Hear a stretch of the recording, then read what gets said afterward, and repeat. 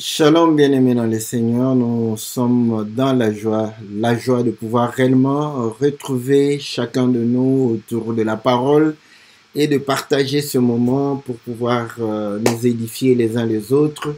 Que l'Éternel vous soit très favorable, que l'Éternel vous bénisse, que l'Éternel puisse vous accorder toutes les bonnes choses, que l'Éternel qui nous a donné ce temps, ce moment, que nous puissions partager la parole du Seigneur, que Dieu puisse se souvenir de tout un chacun, de ses sacrifices, de sa consécration, de l'amour qu'il a pour la parole du Seigneur. Que Dieu puisse récompenser chacun de vous, que Dieu puisse réellement vous accorder selon vos besoins, que le Seigneur puisse vous donner afin que vous soyez dans la joie et que vous puissiez réellement élever le nom de celui qui est au-dessus de tous les noms, le nom de notre Seigneur Jésus, lui qui vit et règne dans les siècles des siècles. Nous sommes dans la joie de pouvoir réellement retrouver chacun de vous et de partager ce moment ensemble. Que l'Éternel vous bénisse, que l'Éternel vous accorde toutes les bonnes choses qu'il a préparées pour vous dès avant la fondation du monde. Voilà, c'est votre émission Louons l'Éternel, présentée par votre serviteur, le pasteur Philippe Mukenge. Une émission qui traite des cantiques, une émission qui nous permet de pouvoir réellement comprendre quelle est réellement la volonté de Dieu, quelle est les paroles que nous devons adresser à Dieu, les prières que nous devons faire à Dieu au travers les cantiques. Voilà, nous sommes là en train de pouvoir réellement nous édifier les uns les autres au travers de la parole, mais par l'intermédiaire des chantres. Voilà pourquoi nous saluons tous les chantres qui, au travers les cantiques inspirés, qui nous édifient, que Dieu les bénisse et se souvienne d'eux. Voilà, bien-aimés dans le Seigneur, nous disons un grand merci à tous ceux qui, par leur participation, par leur attachement, ils nous soutiennent au travers réellement les émissions Louons l'Éternel. Que l'Éternel vous soit favorable, que l'Éternel vous bénisse pour ce soutien matériel, moral, spirituel, financier. Que le Seigneur puisse se souvenir de vous, que le Seigneur puisse vous combler de toutes les bonnes choses, que l'Éternel puisse vous multiplier réellement tout ce que vous donnez comme sacrifice à Dieu. Voilà, salutations à notre bien-aimé Todd Mbemba, que le Seigneur vous soit très favorable. Nous saluons la sœur Aurélie, nous saluons la sœur Pélagie, nous saluons la sœur Cathy, nous saluons la sœur Lia, nous saluons la sœur Bibiche, nous saluons la sœur Sylvie, nous saluons la sœur Florence, la sœur Nyota, la sœur Ida, que le Seigneur vous soit très très favorable. Salutations au bien-aimé Gabin, nous saluons le bien-aimé Jean Didier, Peter, nous saluons le bien-aimé Farid, salutations au bien-aimé Jean-Marie, que le Seigneur vous soit très favorable, au bien-aimé Timba, que le Seigneur vous bénisse. Nous sommes véritablement dans la joie et nous voulons réellement partager cette joie au travers les cantiques. Et comme vous le savez, chaque lundi, nous présentons le cantique. Aujourd'hui, c'est le cantique de notre bien-aimé Abraham Omba, n'est-ce pas, de l'Afrique du Sud à Cap Town, qui a chanté Aimons-nous les uns les autres, Tolingala en Lingala. Et bon, il va chanter un peu de français, un peu d'anglais, un peu de tété là. Donc, je crois que chacun sera servi. Donc, c'est un cantique qui nous exhorte les uns les autres afin que nous puissions nous aimer les uns les autres. Voilà, bien-aimés dans le Seigneur, comme vous le savez, sans plus tarder, nous allons passer par le cantique. Et après quoi, nous allons revenir dans notre studio virtuel pour pouvoir réellement partager la parole de Dieu, partager ce que le Seigneur a mis dans nos cœurs, partager ce que nous espérons réellement nous édifier les uns les autres. Que le Seigneur vous soit très favorable. Suivons le cantique de notre bien-aimé Père Abraham, et après quoi nous allons revenir dans notre studio virtuel.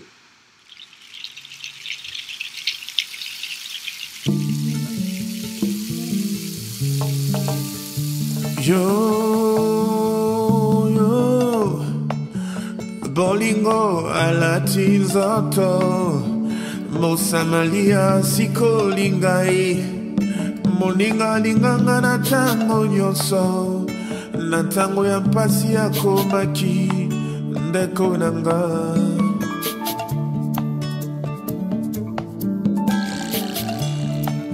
Malgré mes fautes et mes transgressions, il me dit, va et ne pêche plus, car le salut est entré dans ta maison. Lui en moi l'espérance de la gloire, il crée en moi le vouloir et le faire, afin que ma vie lui soit agréable.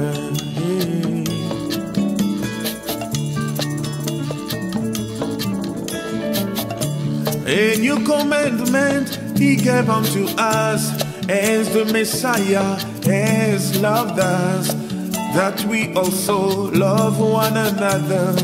By this shall all men know that we are his disciples, if we have love one to another. Yeah.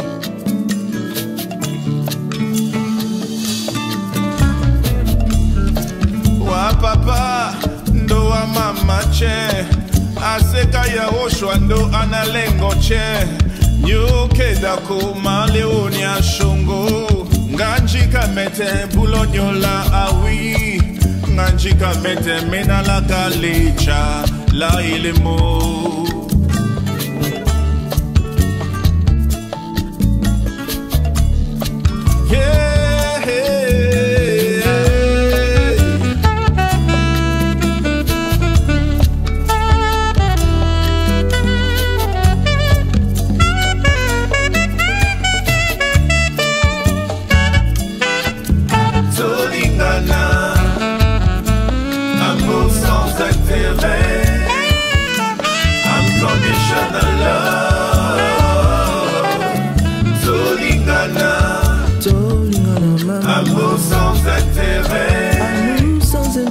Unconditional love, Solingana. Tozali balaya tata moko, sans intérêt. Papa balayama, unconditional love, oh, Solingana. Ibota bayama, sans intérêt. Amana biso sara, unconditional love.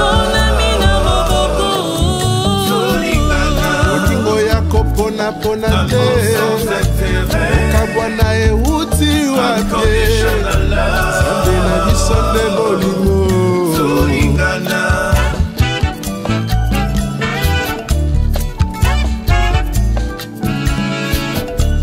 Yawe ya zabulingo ya solo Solingana.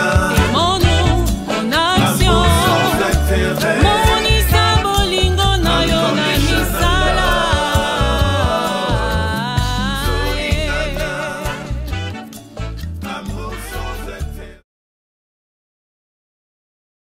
Voilà, nous sommes revenus dans notre studio virtuel. Donc, le bien-aimé a chanté « Aimons-nous les uns les autres », aimons-nous non seulement en parole, mais en acte, en action, en œuvre, parce que cela va réellement témoigner que nous nous aimons. Donc, nous sommes les enfants d'un même Père.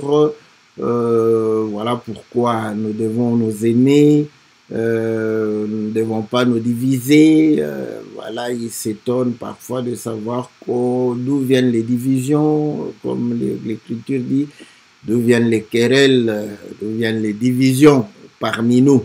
Voilà, bien-aimé dans le Seigneur, c'est que le bien-aimé Père Abraham Omba a chanté.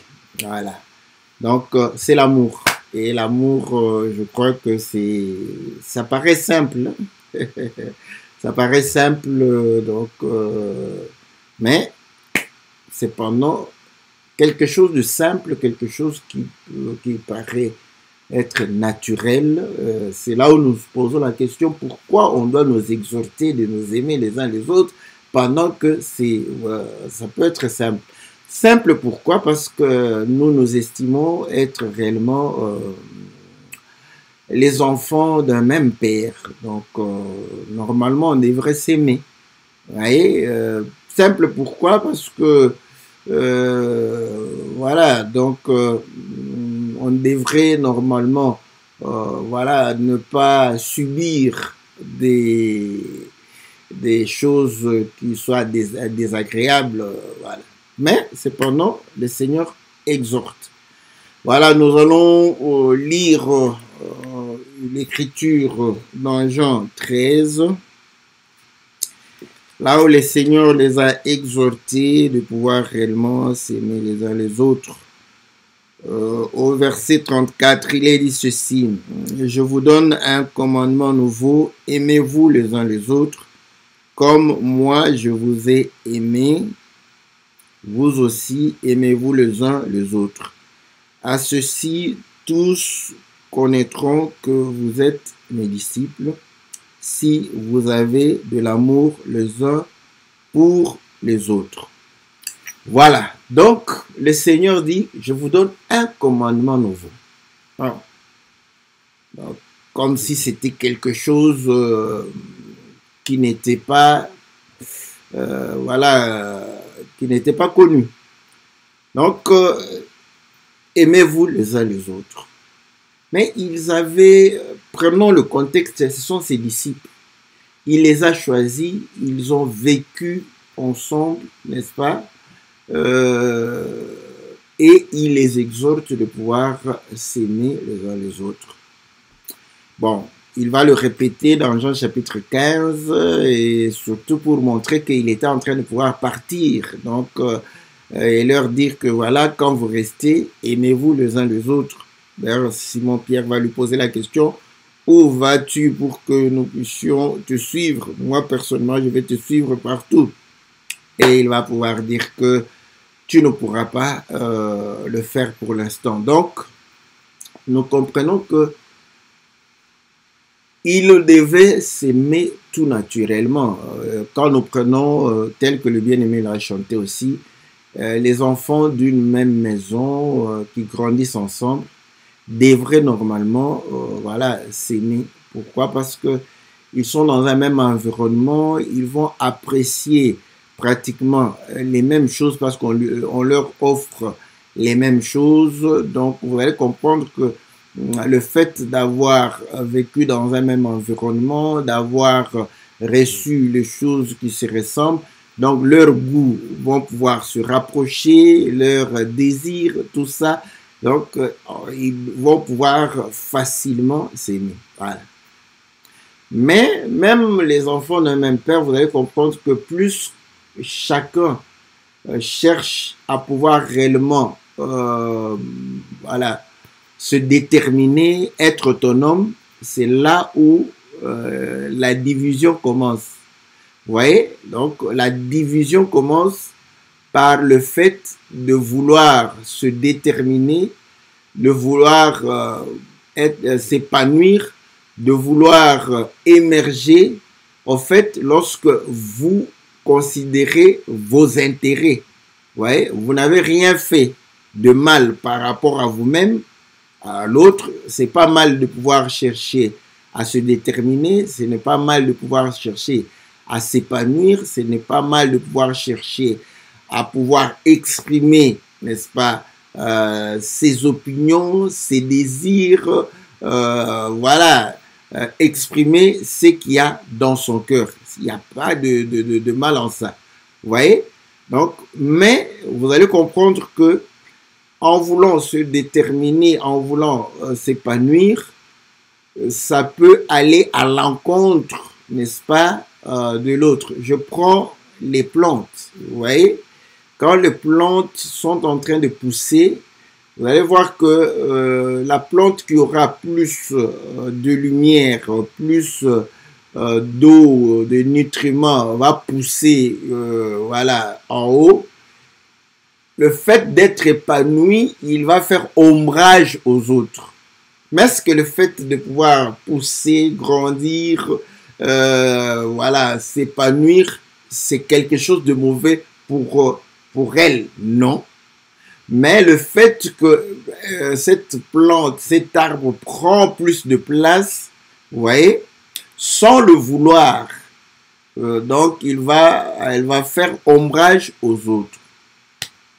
Vous voyez comment la division commence sans que quelqu'un ait fait en soi. Donc, il n'est pas conscient. Donc, le fait qu'il est en train de pouvoir... Et dans les familles, c'est plus facile de pouvoir comprendre ces choses. Donc, quand un frère commence à monter, quand un frère commence à s'épanouir, les autres voient leur espace diminuer, ça peut créer problème.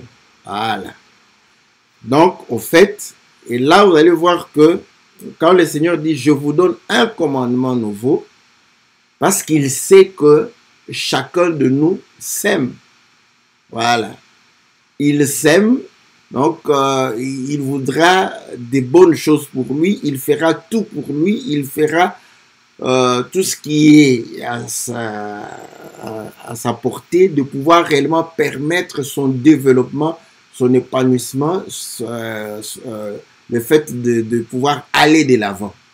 Oui. Mais maintenant, quand vous le faites et que vous n'êtes pas seul, ce qui est déjà bon, juste, correct, peut devenir un souci pour les autres. Voilà pourquoi quand il dit que je vous donne un commandement nouveau, aimez-vous les uns les autres. Ah, là on comprend que non seulement il faut que je puisse aimer, je dois aussi aimer l'autre. Voilà pourquoi lorsqu'on lui a posé la question, je crois dans Matthieu chapitre 22, y a-t-il un plus grand commandement parmi tous les commandements? Il a dit oui. D'abord, tu aimeras ton Dieu parce que c'est lui ton créateur. C'est grâce à lui que tu vis. C'est grâce à lui que tu as bonne santé. C'est grâce à lui que tu possèdes tout ce que tu as. Tu dois l'aimer. Mais il dit, tu aimeras ton prochain comme toi-même. Voilà. Donc, si tu aimes ton prochain comme toi-même, c'est-à-dire qu'au moment où tu es en train de pouvoir aller de l'avant, tu vas pouvoir aussi, voilà, à ce moment-là, vouloir que les autres avancent aussi. Voilà.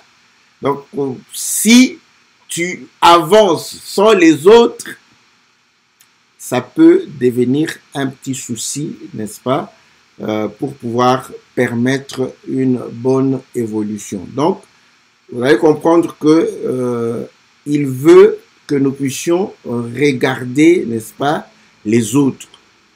Et je crois que dans Philippiens chapitre 3, le Seigneur, au travers de l'apôtre Paul, va dire que ayez les sentiments qui est en Jésus. Vous voyez? Considérant les intérêts des autres. Considérant l'autre plus grand que toi. Voilà. Donc à ce moment, vous allez comprendre que cet amour permet de faire avancer l'autre, mais quand il avance, toi aussi tu avances, vous avancez ensemble. Bon, tout ça c'est trop théorique, hein? Voilà. Donc, je pris ces exemples pour montrer que il peut y avoir des problèmes, mais chacun peut estimer avoir raison. Pourquoi? Parce que quand moi, je m'épanouis, c'est vraiment un droit pour moi de pouvoir m'épanouir. C'est légitime que je puisse aller de l'avant. Mais en allant de l'avant, l'autre se sent gêné par l'avancée. Voilà pourquoi j'ai pris l'image de l'arbre qui met les autres en ombrage. Parce que vous savez que l'arbre se nourrit aussi de la lumière. Vous voyez? Donc, lorsqu'il étend ses branches, l'arbre va pouvoir réellement faire de l'ombrage aux autres arbres. Donc, là, pour que les arbres qui sont à côté, ces arbres doivent être éloignés de lui. Vous voyez comment les gens s'éloignent. Vous voyez? Vous n'avez rien fait de mal, mais simplement, vous vous êtes épanoui, vous êtes allé de l'avant, mais ça fait de l'ombrage par rapport aux autres.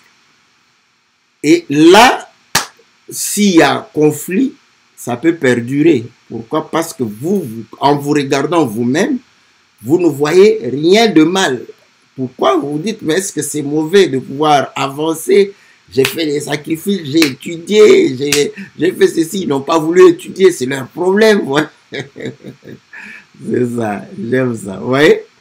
Donc, à ce moment-là, le conflit peut entrer et ça sera difficile de pouvoir résoudre. Parce qu'en réalité, chacun a raison.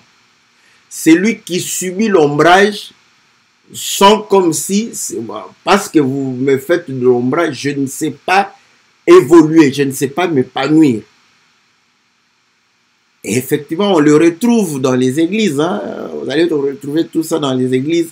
Vous voyez un frère là, mais non, lui, qu'est-ce qu'il croit? Il le fait toujours. Voilà, donc nous donnons des exemples.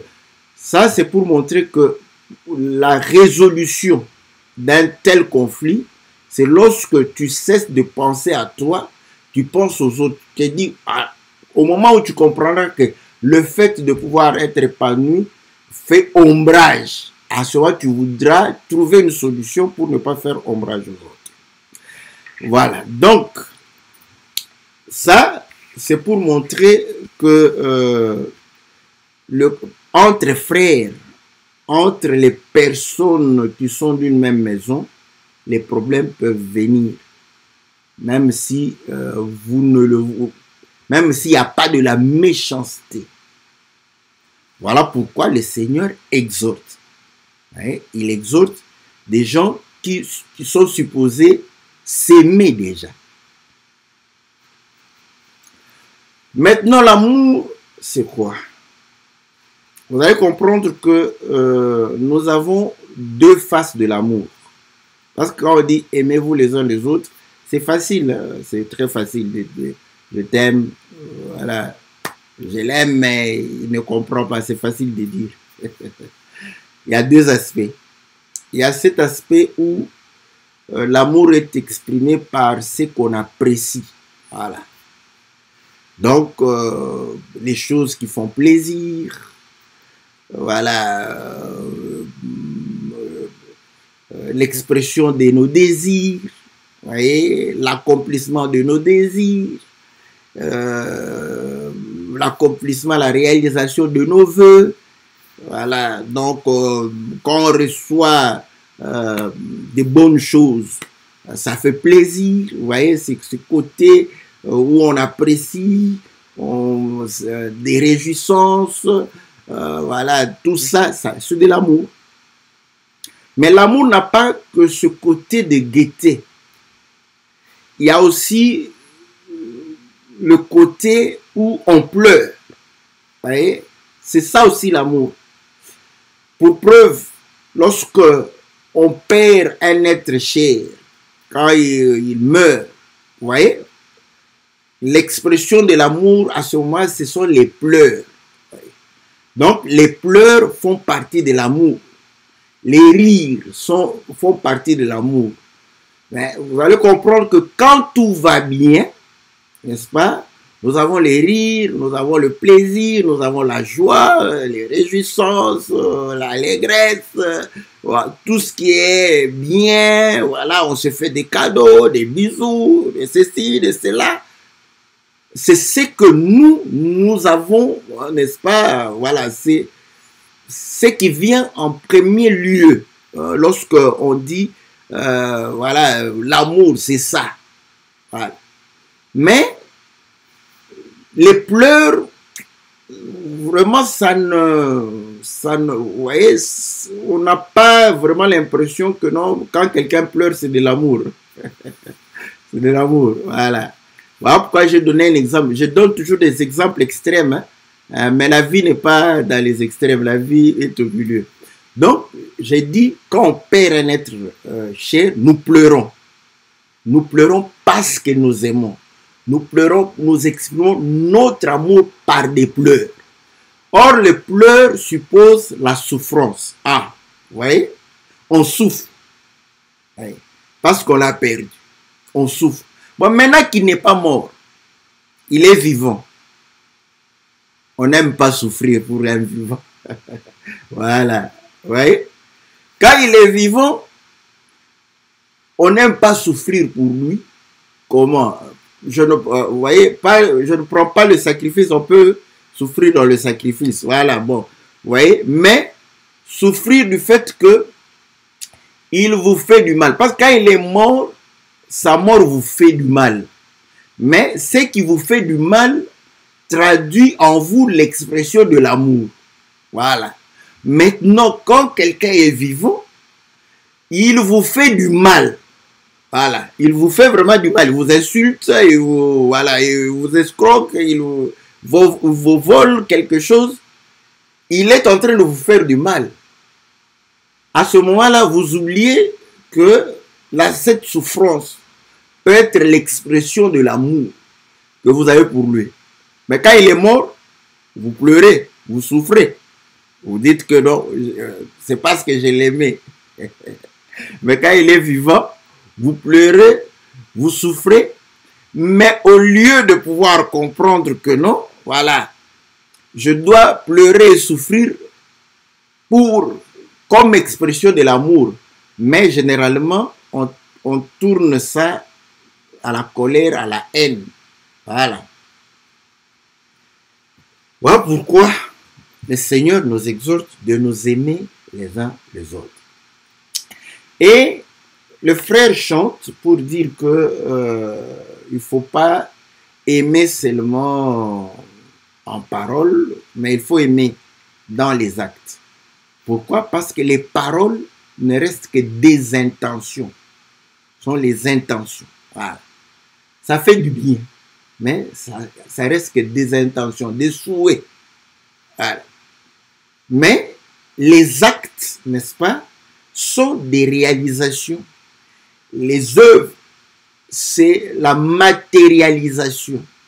Voilà. Donc vous allez comprendre que lorsqu'on reste dans au niveau de parole, ça exprime les intentions, ça crée de l'espérance. Et lorsqu'on ne voit pas ces intentions se concrétiser, vous allez comprendre que l'espérance tourne à la déception et parfois à la haine. Voilà. Voilà comment nous avons des difficultés de nous aimer les uns les autres. Pourquoi? Parce que parfois nous croyons qu'il suffit de parler. Il ne suffit pas de parler parce que quand vous parlez, vous ne donnez que les bonnes intentions. Voilà pourquoi ces bonnes intentions sont réellement les bienvenues et ça crée, n'est-ce pas, des attentes. Et vous allez comprendre que si les actions ne suivent point, ces attentes vont tourner à de grandes déceptions. Regardez lorsque le Seigneur va mourir et ressusciter, il va pouvoir marcher avec les disciples d'Emmaüs. Vous avez vu la déception de ces disciples. On était avec un grand prophète ici. On croyait, voilà. On croyait qu'il allait nous délivrer.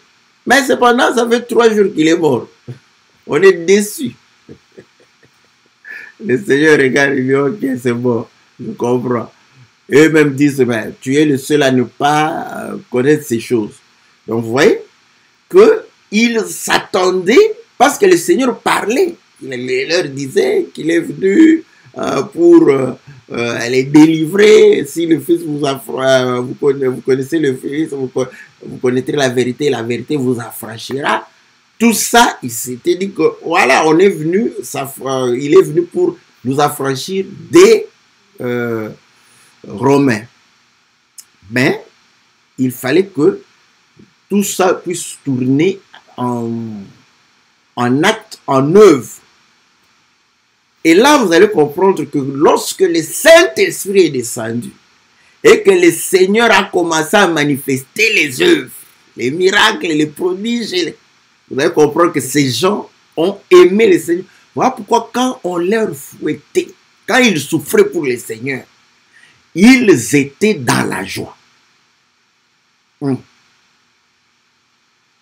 Est-ce qu'on a compris? Je vous ai dit que quand quelqu'un vous fait du mal, vous pleurez. Mais eux, quand on leur faisait du mal, ils étaient dans la joie de pouvoir souffrir pour le Seigneur. Pourquoi? Parce que vous allez comprendre qu'ils étaient en train de vivre les œuvres du Seigneur en eux. L'amour, n'est-ce pas, a été matérialisé. Voilà pourquoi, lorsque le Seigneur n'était pas encore mort et qu'on l'a attrapé, tous ont fui. Voilà. Tous sont partis.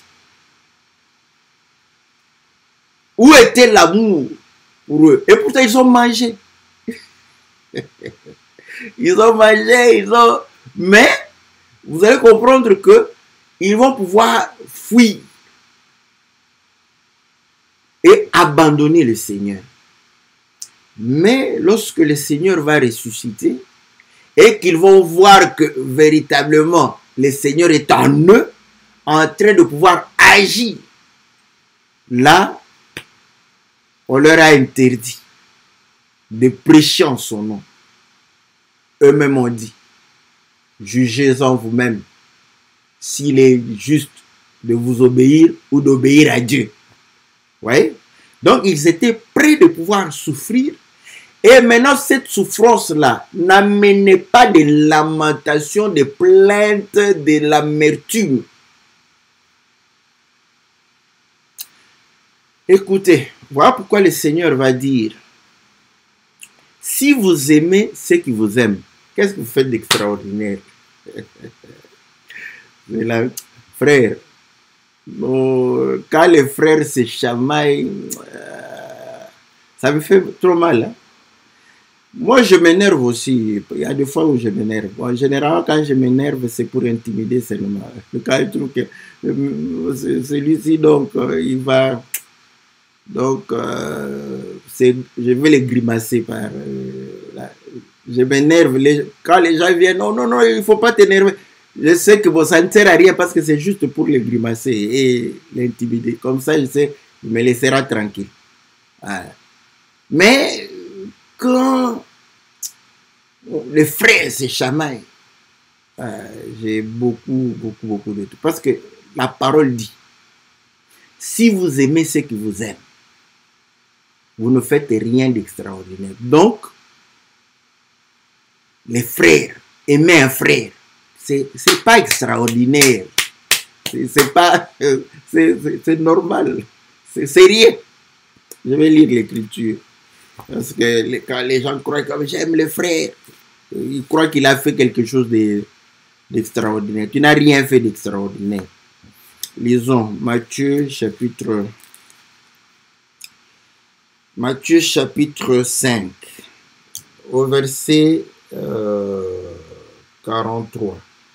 Vous avez appris qu'il a été dit, tu aimeras ton prochain et tu haïras ton ennemi. Mais moi, je vous dis, aimez vos ennemis, bénissez ceux qui vous maudissent, faites du bien à ceux qui vous haïssent et priez pour ceux qui vous maltraitent et qui vous persécutent, afin que vous soyez fils de votre Père qui est dans le cieux, car il fait lever son soleil sur les méchants et sur les bons, et il fait pleuvoir sur les justes et les injustes.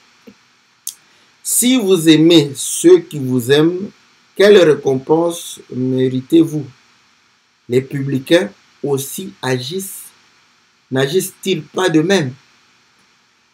Si vous saluez seulement vos frères et que vous faites, que faites-vous d'extraordinaire? Les païens aussi n'agissent-ils pas de même? Ouais. Donc, saluer un frère, c'est rien du tout. C'est rien. Bon, quand on t'exhorte, hein, toi frère, on t'exhorte, toi soeur, on t'exhorte de saluer une soeur, mais tu es pire qu'un païen. Vous voyez là où nous sommes. C'est-à-dire que entre frères, on ne sait pas se dire bonjour, même se saluer. Le Seigneur dit, Mais dire à un frère bonjour, c'est rien. C'est rien. Parce que les païens le font aussi entre eux. Donc, maintenant, toi, un frère, tu refuses de saluer un frère qui est pire qu'un païen. C'est pas moi, ce sont les Écritures. Ce sont les Écritures. Qui est pire qu'un païen.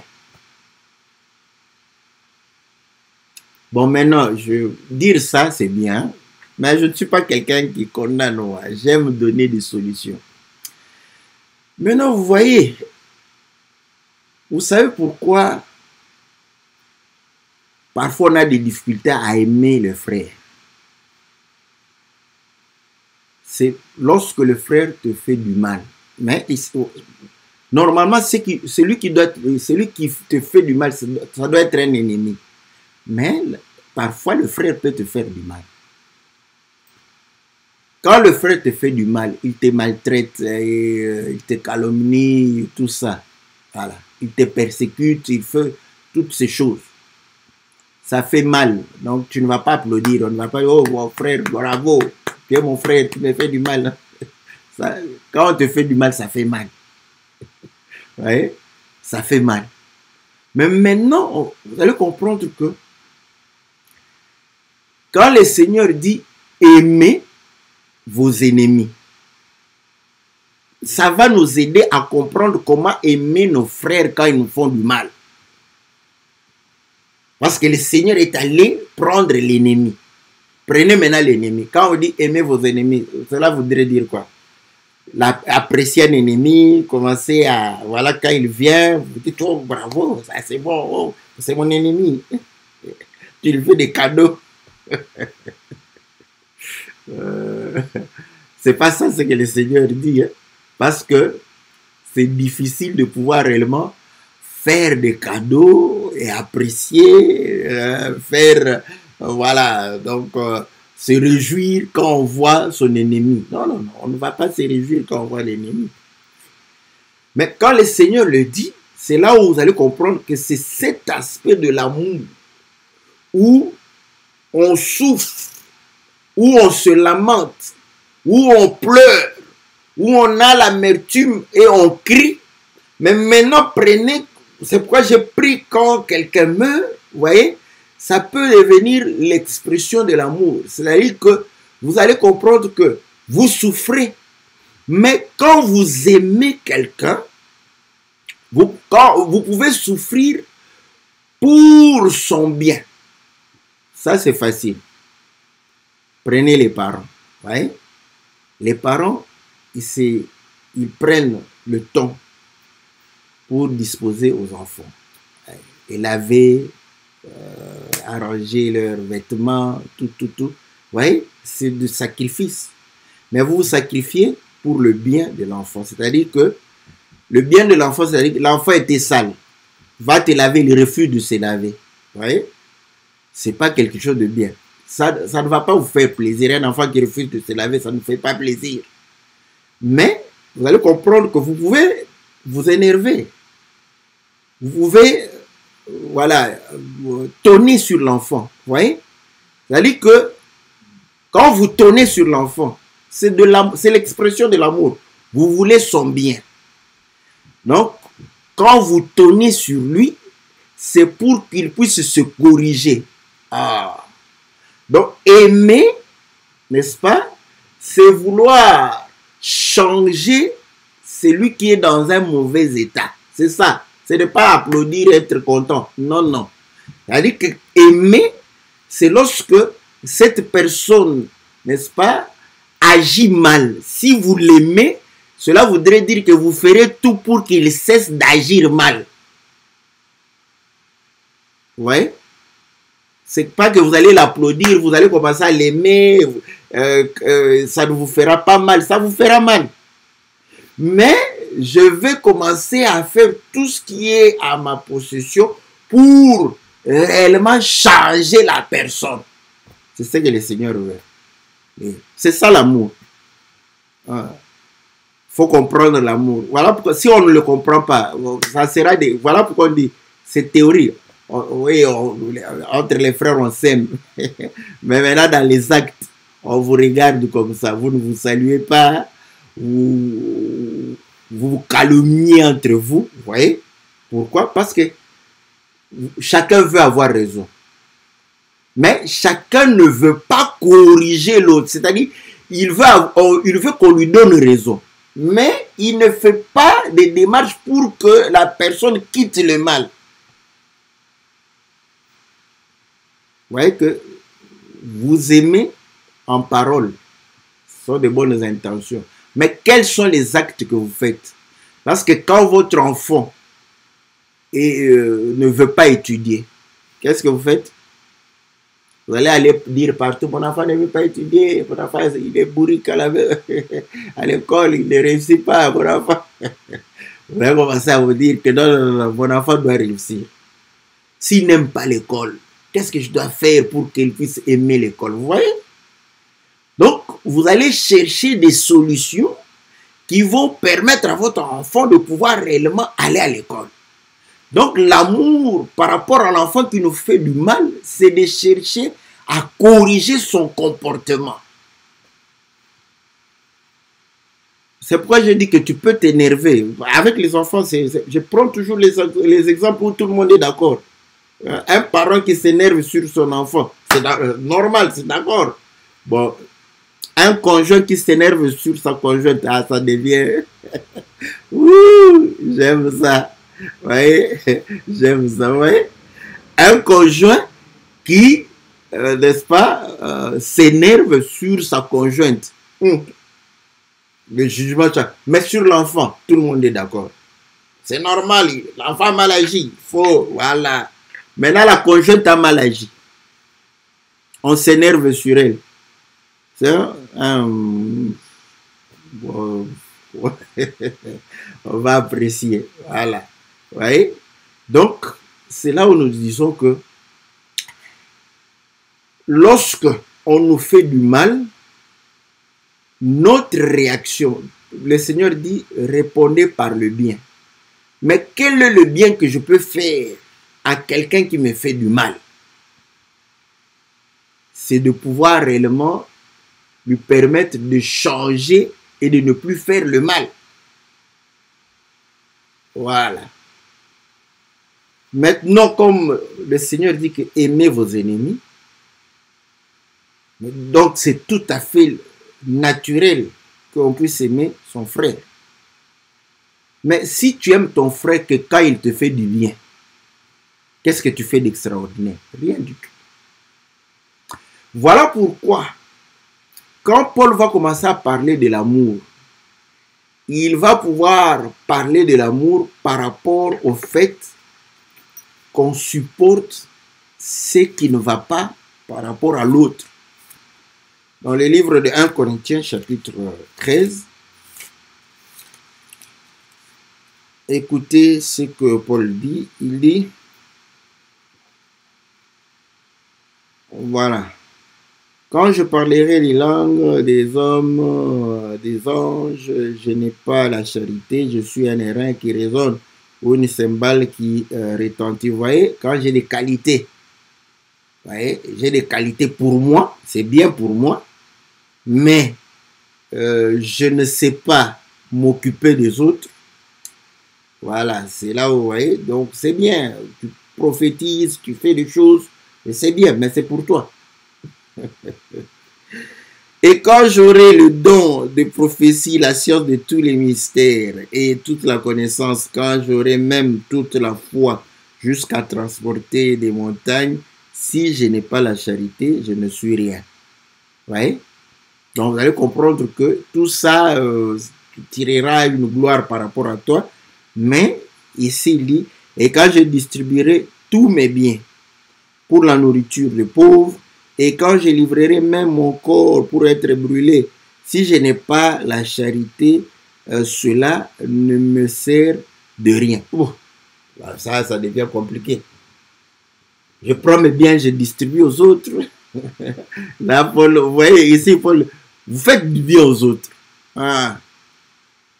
Mais si vous n'avez pas la charité, voilà pourquoi le Seigneur va dire, si vous faites du bien à autrui, pour que ils vous rendent, à quoi ça sert?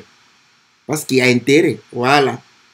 Donc vous allez comprendre, c'est là où il va commencer à définir la charité comme étant des coups qu'on reçoit. Voilà. Et effectivement, quand tout va bien, il y a de l'amour. Mais cet amour, voilà pourquoi...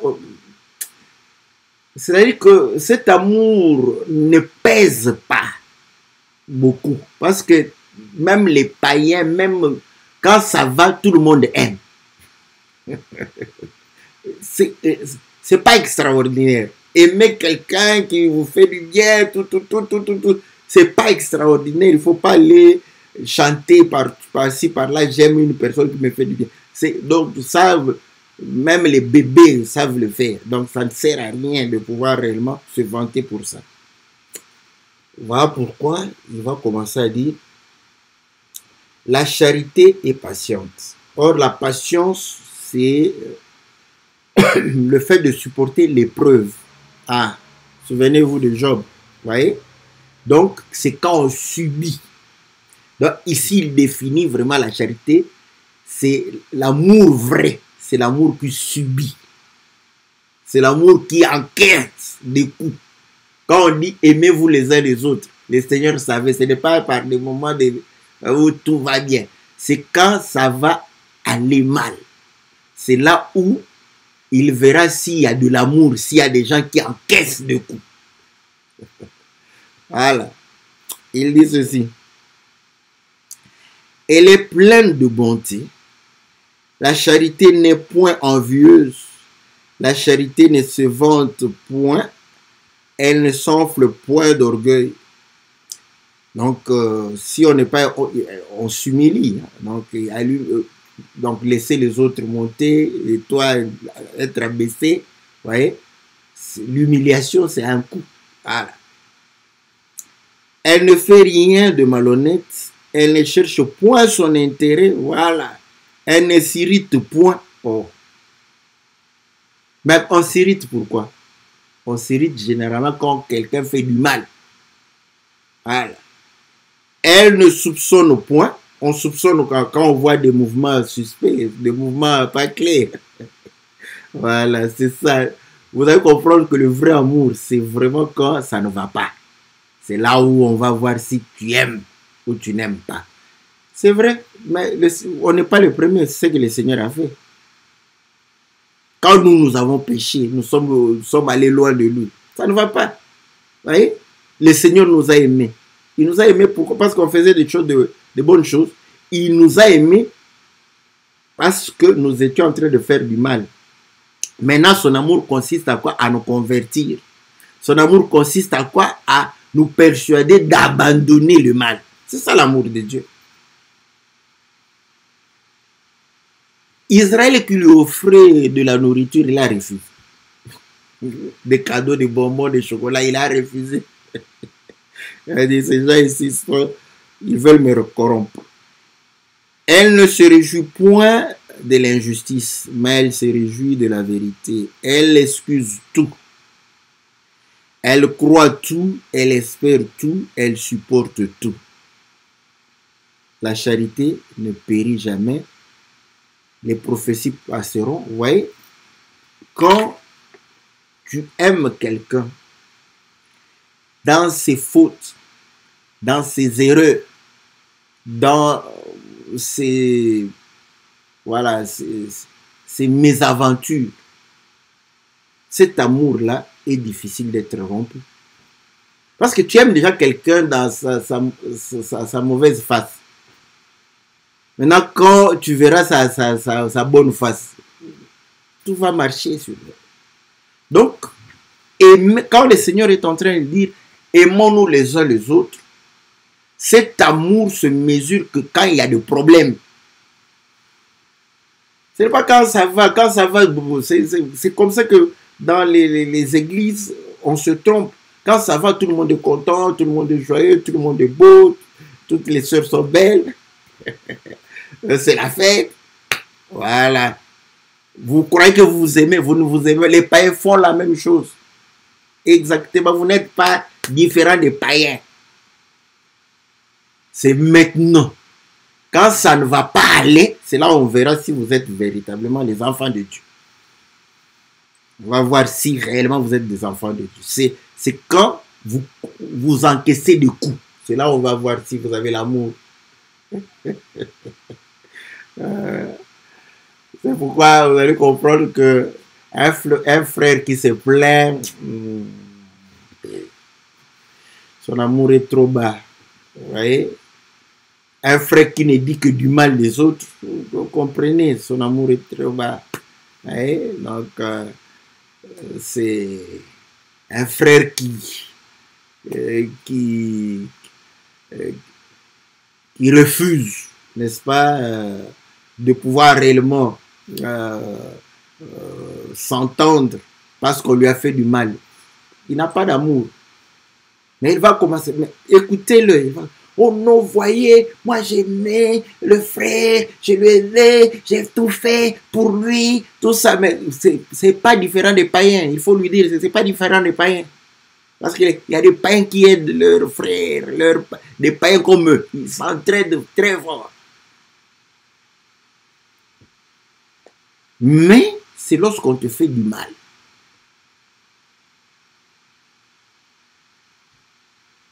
Et c'est ça l'amour.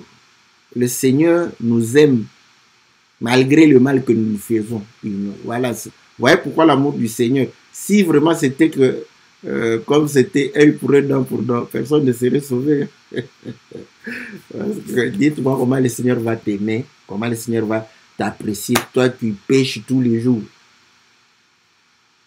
Du matin au soir, tu ne fais que pécher. Tu fais du mal au Seigneur tous les jours. Mais il te supporte. Il te pardonne. Il t'excuse.